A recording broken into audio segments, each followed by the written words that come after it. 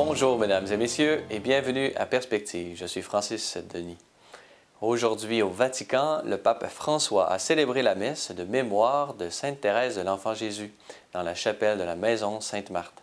Dans son homélie commentant la lecture du livre d'Isaïe, le souverain pontife a souligné que celui qui ne connaît pas la nostalgie ne peut connaître véritablement la joie. Écoutons un extrait. Si nous, par exemple, nous sommes remplis de nourriture, nous n'avons pas faim. Si nous sommes tranquilles et confortables, nous n'avons pas besoin d'aller ailleurs. Je me demande, ce serait bien si on se demandait tous aujourd'hui la question suivante. Suis-je confortable et tranquille? Est-ce que je crois que je n'ai besoin de rien? Je parle ici en termes spirituels, dans notre propre cœur. Est-ce que la nostalgie s'est éteinte? Ici, nous regardons ce peuple qui pleurait, mais était en même temps heureux et joyeux. Un cœur qui n'est pas nostalgique ne connaît pas la véritable joie. La joie est notre force, la joie de Dieu. Un cœur qui ne sait pas ce que c'est que la nostalgie ne peut pas véritablement faire la fête. Au contraire, pour le peuple d'Israël, tout ce chemin qui avait commencé il y a de nombreuses années peut se terminer en une fête.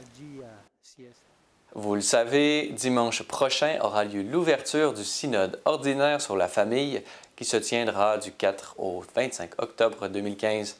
Pour l'occasion, des évêques du monde entier se réuniront dans l'aula synodale pour s'exprimer et discuter de la situation de la famille aujourd'hui et des différentes approches pastorales qui pourraient aider ces dernières à faire face aux différents défis auxquels elles font face.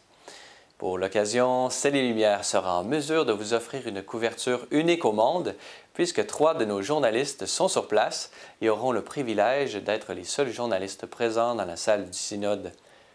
Notez que vous pourrez regarder la messe d'ouverture du synode 2015 sur nos ondes dimanche à midi et en rediffusion francophone à 16h. Un rendez-vous à ne pas manquer. Plus près de chez nous, en ce moment même, à Trois-Rivières, a lieu l'Assemblée générale de l'Assemblée des évêques catholiques du Québec.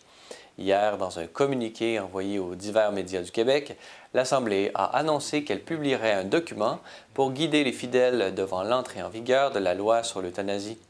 Outre un appel au respect de la dignité de la conception à la mort naturelle et à une plus grande place laissée aux soins palliatifs, ce document, qui sera publié quelques semaines avant l'entrée en vigueur de la loi 52, offrira des lignes directrices pour tous les médecins désireux de faire appel à l'objection de conscience.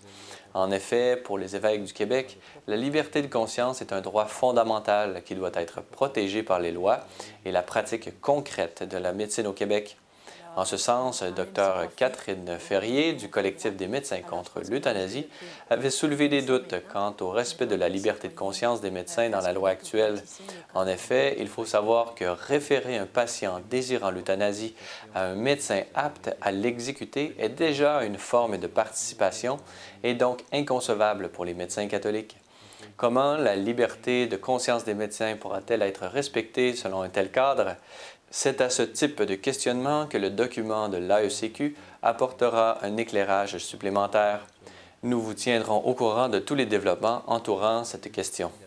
Pour en apprendre davantage, je vous invite à regarder le reportage de Focus catholique sur la question de l'euthanasie, auquel vous pouvez accéder sur la chaîne YouTube de Ciel et Lumière ou en consultant le site web du collectif des médecins contre l'euthanasie. En terminant, notez que les évêques du Québec ont élu un nouveau comité exécutif qui est maintenant composé de Monseigneur Noël Simard, du cardinal de Gérald-Cyprien Lacroix, de Monseigneur Lépine, de Monseigneur Pierre Morissette, de Monseigneur Gilles Lemay. De plus, Monseigneur Luc Cyr a été nommé vice-président et Monseigneur Paul Lortie, président. Voilà, c'est tout pour aujourd'hui. N'hésitez pas, si vous avez des questions ou commentaires, vous pouvez m'écrire à l'adresse qui apparaît à l'écran. Merci d'avoir été des nôtres. À la prochaine.